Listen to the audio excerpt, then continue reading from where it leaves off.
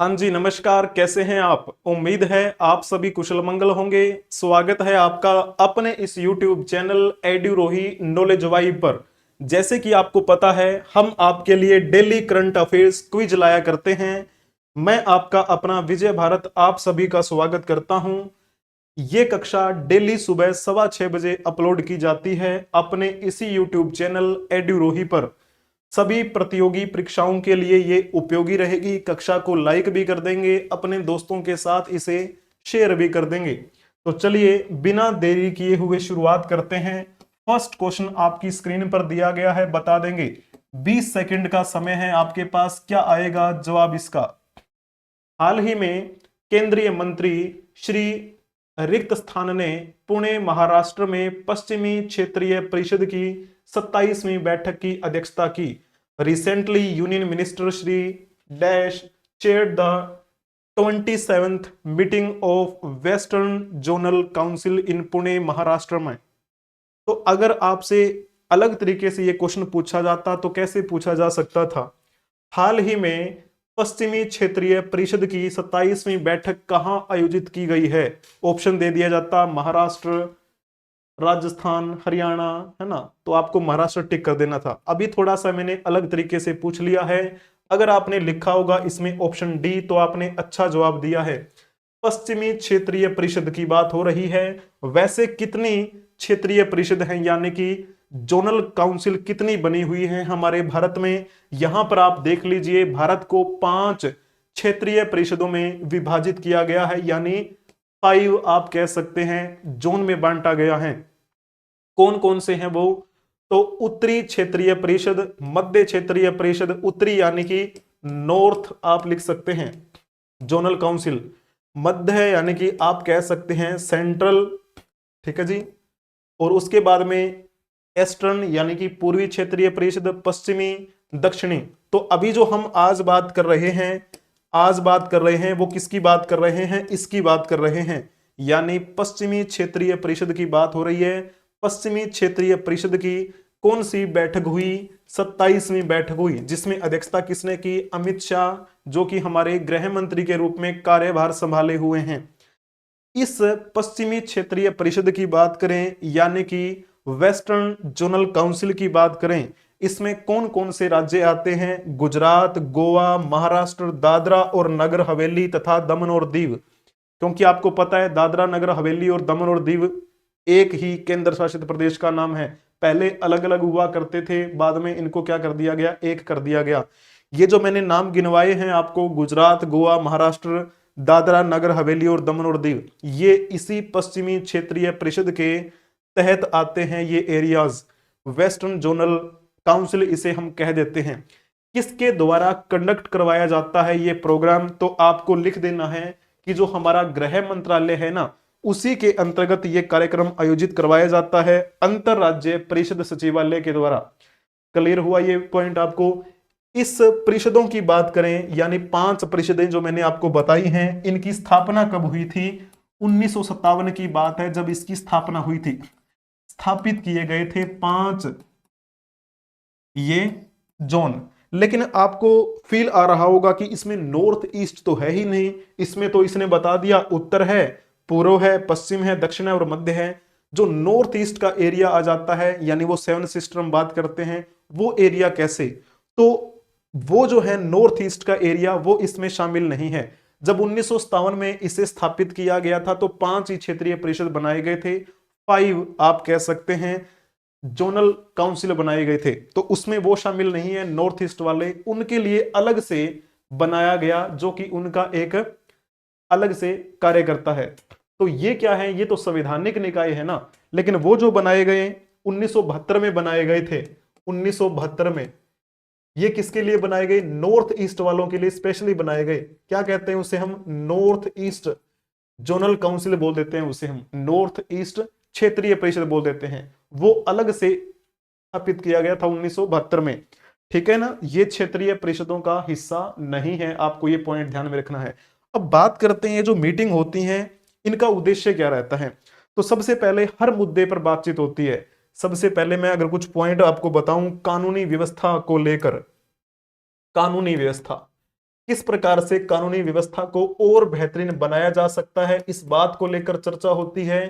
पर्यावरण से संबंधित किस प्रकार से हम बेहतरीन कार्य कर सकते हैं, यानी पर्यावरण संरक्षण जो है ना, उससे संबंधित बातचीत हुई यहां पर भी।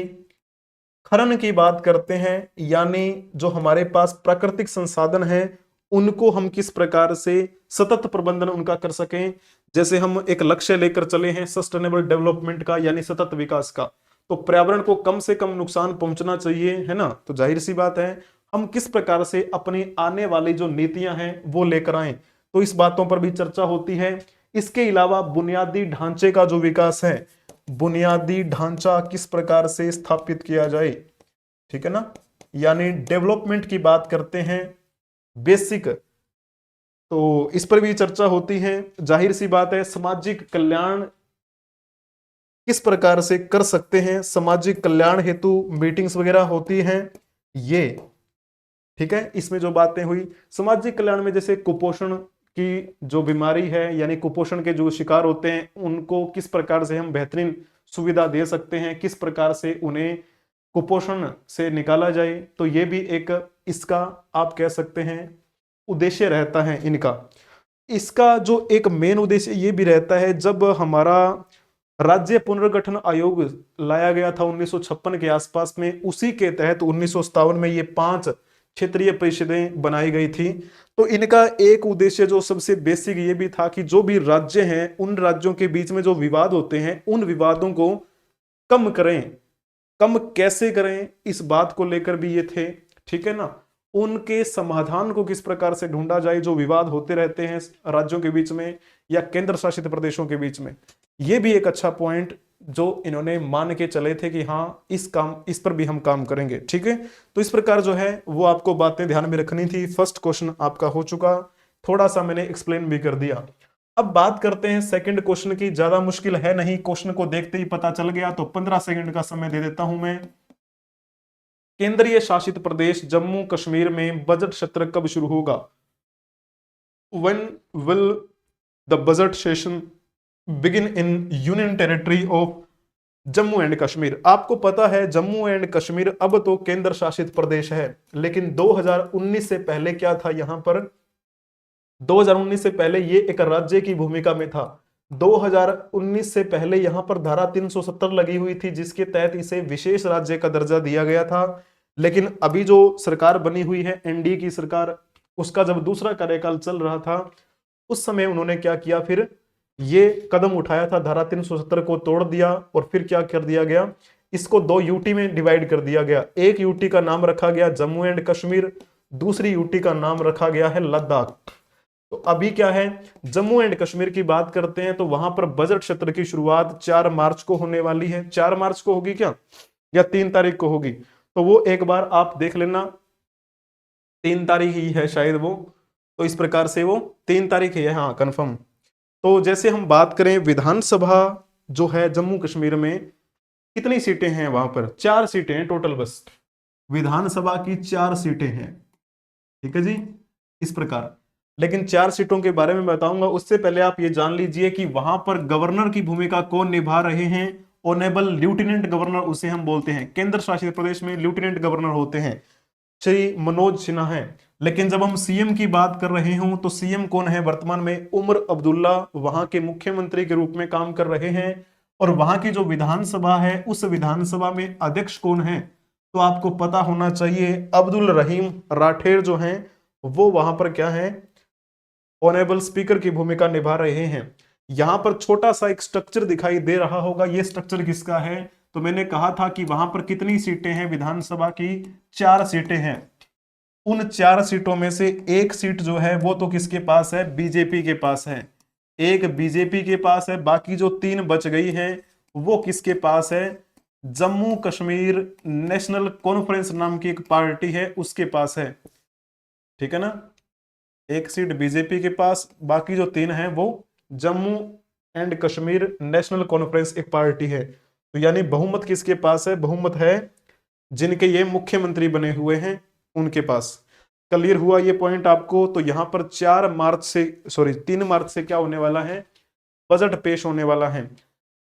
बजट पेश कहां कहां हो चुका है? ओडिशा में हो गया, अपना गुजरात में भी हो गया, इसके अलावा असम में भी हो गया, मिजोरम में भी हो गया, जिनके बारे में मैंने आपको बातें बता दी हैं। वहां पर विधानसभा की सीटें कितनी हैं, कौन मुख्यमंत्री है, कौन राज्य मंत्री है, कौन विधानसभा में अध्यक्ष की भूमिका में है, कौन विधानसभा में उप अध्यक्ष की भूमिका में है, विद फोटो में आपको लेकर आता हूं। यहां पर भी फोटो मैंने लगाई है ताकि आपको समझ में आए, रटना नहीं है बिल्कुल भी, सारी चीजें आपको वैसे ही क्लियर हो जाएंगी। नेक्स्ट क्वेश्चन आपकी स्क्रीन पर दिया गया है, जल्दी जल्दी से बता देंगे। मध्य प्रदेश के किस शहर में प्रधानमंत्री नरेंद्र मोदी ने invest Madhya Pradesh global investors summit 2025 का उद्घाटन किया है? 15 सेकंड का समय है, मैं क्वेश्चन को रीड कर देता हूं इंग्लिश में भी। In which city of Madhya Pradesh prime minister Narendra Modi has inaugurated invest Madhya Pradesh global investor summit 2025? तो क्या आएगा जवाब, जल्दी जल्दी से बता देना। 15 सेकंड का समय है आपके पास। तो मैं साइड में ही हूं, जल्दी से, कोई दिक्कत नहीं है। अगर आपने लिखा होगा इसमें भोपाल तो फिर आपने अच्छा जवाब दिया है। भोपाल मध्य प्रदेश की राजधानी है। और ये जो समिट है इसका उद्देश्य क्या है? उद्देश्य तो जाहिर सी बात है, आपको दिख ही रहा है, इन्वेस्ट मध्य प्रदेश, यानी मध्य प्रदेश में लोग इन्वेस्ट करें, इस बात को लेकर क्या है, ये प्लान किया गया है समिट। और लोग जागरूक हों, लोग जागरूक होंगे तो जाहिर सी बात है अपने राज्य के बारे में सोचेंगे, और बाकी जो बाहरी लोग हैं उनको किस प्रकार से कन्विंस किया जाए कि वो वहां पर इन्वेस्ट करें मध्य प्रदेश में। तो इन बातों पर चर्चा हुई। साथ में जो हमारे प्रधानमंत्री हैं उन्होंने ईज ऑफ डूइंग बिजनेस के बारे में बातें बताई, उसको बढ़ावा देने की बातें कही, और एंटरप्रेन्योरशिप को बढ़ावा देने की बातें यहां पर हुई। नई औद्योगिक नीतियां किस प्रकार से लागू लाई जानी चाहिए उन पर भी बातचीत हुई, उनका भी क्या हुआ है, अनावरण किया है। कुछ नई यहां पर नीतियां होंगी, औद्योगिक नीतियां, उनका अनावरण किया प्रधानमंत्री नरेंद्र मोदी ने। तो ये शुरू कब हुआ था? आज जैसे आपको पता है 25 तारीख है, कल शुरू हुआ था ये 24 फरवरी को। कब से कब तक चलेगा? तो जाहिर सी बात है आज यानी 25, तो 24 और 25 2 दिनों का ये कार्यक्रम है। कल इसका उद्घाटन हुआ था, यानी इसका शुभारंभ किसने किया था? नरेंद्र मोदी जो हमारे प्रधानमंत्री हैं उन्होंने किया था। ये फोटो आप देख पा रहे होंगे, ये उसी कार्यक्रम की फोटो है उनकी। ये आकाशवाणी यानी ऑल इंडिया रेडियो, आप न्यूज सुनते होंगे, तो उन्हीं के द्वारा क्या लिखा गया था, प्रधानमंत्री नरेंद्र मोदी ने भोपाल मध्य प्रदेश में ग्लोबल इन्वेस्टर समिट 2025 का उद्घाटन किया। कल की बात है ये, आज तक ये कार्यक्रम चलेगा, यानी आज तक ये चलने वाला है। अब चलो जी, नेक्स्ट क्वेश्चन आपकी स्क्रीन पर बता रहे हैं। कितने सेकंड का समय दिया जाए? 15 सेकंड का समय दिया जाता है, बता देंगे। ISSF शूटिंग विश्व कप 2025 में भारतीय टीम का नेतृत्व कौन करेगा? Who will lead the Indian team in ISSF shooting world cup 2025? जल्दी जल्दी से बता देंगे, आपको क्लियर दिखाई दे रहा होगा। तो अगर लिखा होगा आपने इसमें मनु भाकर का नाम, तो आपने अच्छा जवाब दिया है। मनु भाकर का नाम तो आप भूले भी नहीं होंगे, क्योंकि अभी जो पेरिस ओलंपिक हुए थे, पेरिस ओलंपिक में इन्होंने बहुत अच्छा रिकॉर्ड बनाया था।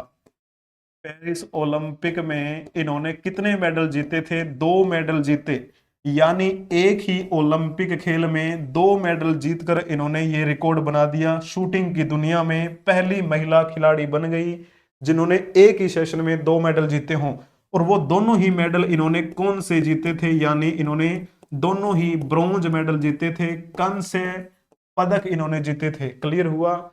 इनका काफी नाम हुआ उसके बाद में। और आपको पता है अभी हाल ही में इनको कहा गया है कि वो ISSF शूटिंग विश्व कप 2025 में भारतीय टीम का नेतृत्व करें, तो ये बड़ी अच्छी बात है।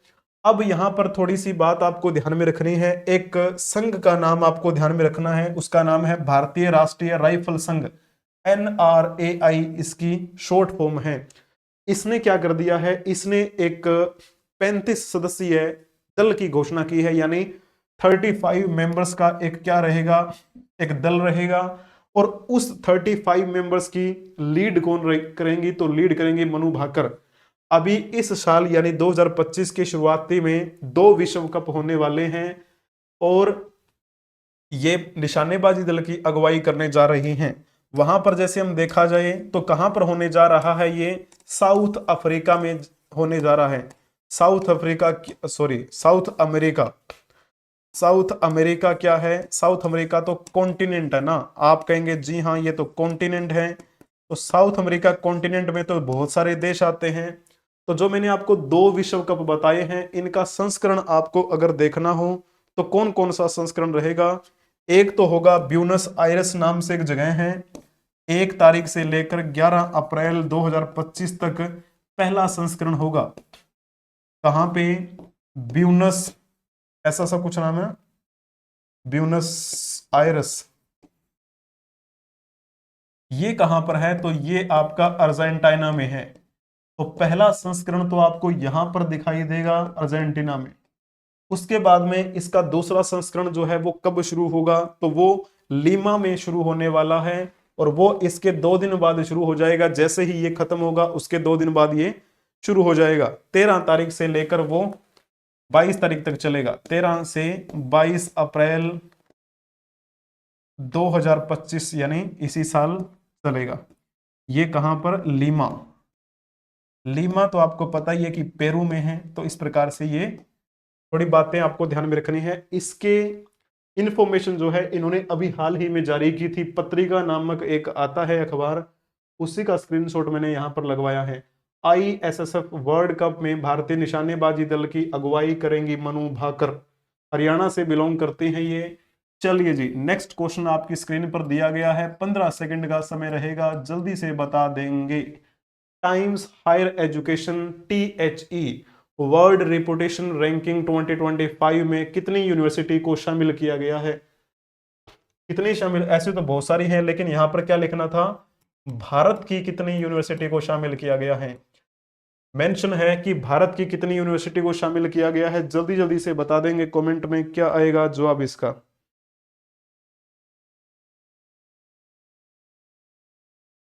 तो अगर आपने सोच भी लिया होगा कि ऑप्शन ए आना चाहिए, यानी 4 यूनिवर्सिटीज हैं जो भारत की हैं जिनको शामिल किया गया है, जिन्होंने नाम कमाया है। थोड़ा सा यहां पर मैंने एक टेबल बनाई है रैंकिंग वाइज। तो सबसे पहला यानी भारत की दृष्टि से अगर देखा जाए तो सबसे टॉप पर रही है Indian institute of science IISc Bangalore. पहले 2023 की रैंकिंग बैंड की बात करें तो अच्छा बैंड था। अब की बार क्या है, थोड़ा सा डिक्रीज हुआ है, यानी 201 ये रैंकिंग बैंड है, ठीक है ना। हालांकि फिर भी क्या है, ये टॉप पर ही रही है। दूसरे नंबर पे कौन सी रही है भारत की तरफ से? IIT दिल्ली, जिसे हम Indian institute of technology Delhi के नाम से जानते हैं। इसकी रैंकिंग 2023 में काफी अच्छी थी, अब की बार थोड़ी कमी आई है, फिर भी दूसरे नंबर पर है भारत में, ठीक है ना। तो इंडियन इंस्टीट्यूट ऑफ टेक्नोलॉजी तीसरे नंबर पर रही है, जिसे हम IIT मद्रास के नाम से जानते हैं। एक संस्थान है जिसे हम कहते हैं शिक्षा ओ अनुसंधान SOA भुवनेश्वर, ओडिशा में है ये चौथे नंबर पर रहा। और ये जो है ना पहली बार शामिल हुआ है इसमें, पहली बार शामिल हुआ है इसमें। क्लियर हुआ जी आपको ये पॉइंट? आप कह देंगे जी हाँ हो गया। The data is based on the Times Higher Education World Reputation Ranking 2025। ये सोर्स है, इनकी ऑफिशियल वेबसाइट है जहां पे ये आपको ये दिखाई दे जाएगा। क्लियर हुआ ये पॉइंट आपको? तो एक पॉइंट इसके बारे में आपको ध्यान में रखना है, हार्वर्ड यूनिवर्सिटी का नाम आपने सुना होगा, हार्वर्ड यूनिवर्सिटी। ये जो हार्वर्ड यूनिवर्सिटी है ना, ये क्या है, ये यूनिवर्सिटी पिछले 14 सालों से लगातार नंबर 1 रही है। लगातार 14 वर्षों से नंबर 1 रैंकिंग पर आ रही है। इस इसमें Times Higher Education world reputation ranking में टॉप 1 पर आ रही है पिछले 14 सालों से, वर्तमान की दृष्टि से अगर बात करें। लेकिन जब आप प्राचीन समय की बात करते हैं, इतिहास में नालंदा विश्वविद्यालय की बात करते हैं, तो अगर नालंदा विश्वविद्यालय जैसा अगर आज कोई विश्वविद्यालय होता, आज उसके जैसी यूनिवर्सिटी होती, तो वो लगातार 50 वर्षों तक क्या रहती, टॉप रैंकिंग में रहती। तो बड़ा अथक प्रयास करना पड़ता बाकी यूनिवर्सिटीज को उसके मुकाबले, लेकिन पता है आपको जला दिया गया। चलो जी, नेक्स्ट क्वेश्चन, 6th क्वेश्चन आपकी स्क्रीन पर। इंटरनेशनल मास्टर्स लीग 2025 का आयोजन 22 फरवरी यानी आज 25 तारीख है, तो 22 फरवरी को ये शुरू हुआ था और 16 मार्च तक इसका आयोजन किया जाना है। इसमें कितनी टीमें भाग ले रही हैं? जो भी हमारे पहले खिलाड़ी रह चुके हैं क्रिकेट की दुनिया के, पुराने खिलाड़ी, अब उनको क्या है, रीयूनियन का मौका मिला है, तो वो दोबारा से आ रहे हैं। इसमें 6 टीमें भाग ले रही हैं। ठीक है, 6 टीमें आने वाली हैं, 6 टीमें चल रही हैं। तो शुरुआत आपको पता है भारत से ही हुई थी। अब इसका नाम भी ऐसा ही कुछ लिखा गया है, टीमों का जो नाम है वो कैसा है, जैसे यहाँ पे लिखा है ना मास्टर्स, तो उसका टीम का नाम भी है, जैसे इंडिया मास्टर नाम रख दिया। तो ये कब से कब तक चलेंगे? 18 T20 फॉर्मेट रहेगा ये। T20 फॉर्मेट में मैच खेले जाएंगे 20 ओवर्स के। 22 फरवरी से 16 मार्च तक चलेंगे ये मैच। वहां जब हम बात करें कौन कौन सी टीमें हैं, तो एक तो हमारा इंडिया ही हो गया, इंडिया मास्टर्स, एक एक टीम का नाम ये हो गया। उसके अलावा दूसरी जो टीम है इंडिया के साथ में श्रीलंका, SHRI श्रीलंका मास्टर्स हो गया। इसके अलावा और वेस्ट इंडीज है ना, वेस्ट इंडीज स्पेलिंग पर नहीं जाना, ठीक है ना। और एक आपका इंग्लैंड, इंग्लैंड के बारे में तो आप जानते ही होंगे। और एक आपका हो गया ऑस्ट्रेलिया मास्टर्स। कितने होंगे? 2 2 4 1 5। एक कौन सी बच गई है? India, Sri Lanka, West Indies, England और ऑस्ट्रेलिया। हाँ, एक साउथ अफ्रीका भी तो बच गई है ना, साउथ अफ्रीका मास्टर्स। ये कुछ ऐसी बेहतरीन जो टीम्स रही हैं पुराने समय की, उन्हीं को लिया गया है इस टूर्नामेंट में। ठीक है, तो इस प्रकार आपको जो ये पॉइंट ध्यान में रखने थे, अपने अपने दोस्तों को शेयर भी करते चले जाएंगे, इसमें कोई परेशानी आपको नहीं आनी चाहिए। चलिए जी, ये क्वेश्चन आपको क्या करना है, ये क्वेश्चन आपको कमेंट में बताना रहेगा। भारतीय रिजर्व बैंक ने रिक्त स्थान को वित्तीय साक्षरता सप्ताह 2025 का शुभारंभ किया है। जल्दी जल्दी से आप क्या करेंगे, इसका जवाब कमेंट बॉक्स में बताएंगे। ये आपके लिए होमवर्क रहेगा। क्या आएगा जवाब इसका?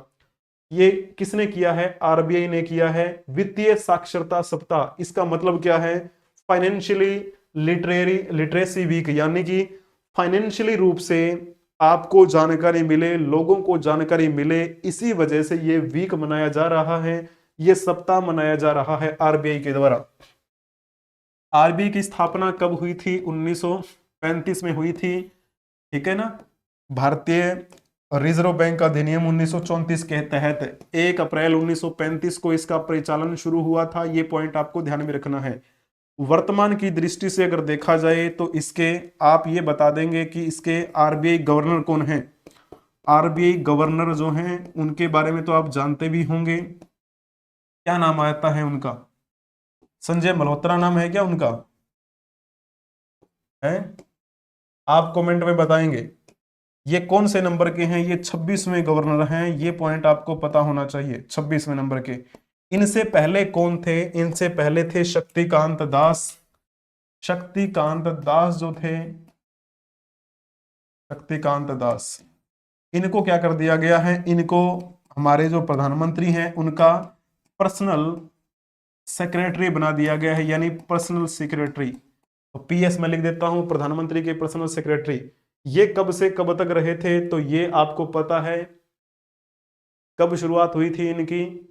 ये पहले तो 3 साल के लिए, जैसे मान के चलो, मैंने बताया था आपको कि उर्जित R पटेल थे, उनका केंद्र सरकार के साथ अच्छा संबंध नहीं रहा, जिसकी वजह से उन्होंने समय से पहले इस्तीफा दे दिया था। तो 2000 बात है, वो 2016 से 2018 तक रहे थे उर्जित R पटेल। उसके बाद में 2018 में ये आए। इनका 3 साल के लिए था कि कोरोना तक ये रहेंगे, 18 और 3 21, लेकिन 21 साल तक नहीं, ये 2024 के एंड तक रहे थे। इसके बारे में पूरी वीडियोस मैंने आपको बता भी रखी हैं, जिसके बारे में आपको पता भी होना चाहिए। क्लियर हुआ ये पॉइंट आपको? पहले इसका हेडक्वार्टर कहाँ पे था? कोलकाता में था RBI का, बाद में बंबई में स्थानांतरित कर दिया गया था। तो इस प्रकार जो पॉइंट है वो आपको ध्यान में रखना है। संजय मल्होत्रा जो वर्तमान में RBI गवर्नर की भूमिका निभा रहे हैं, 26वें नंबर के हैं। 11 दिसंबर 2024 को इन्होंने क्या किया था? शपथ ग्रहण की थी।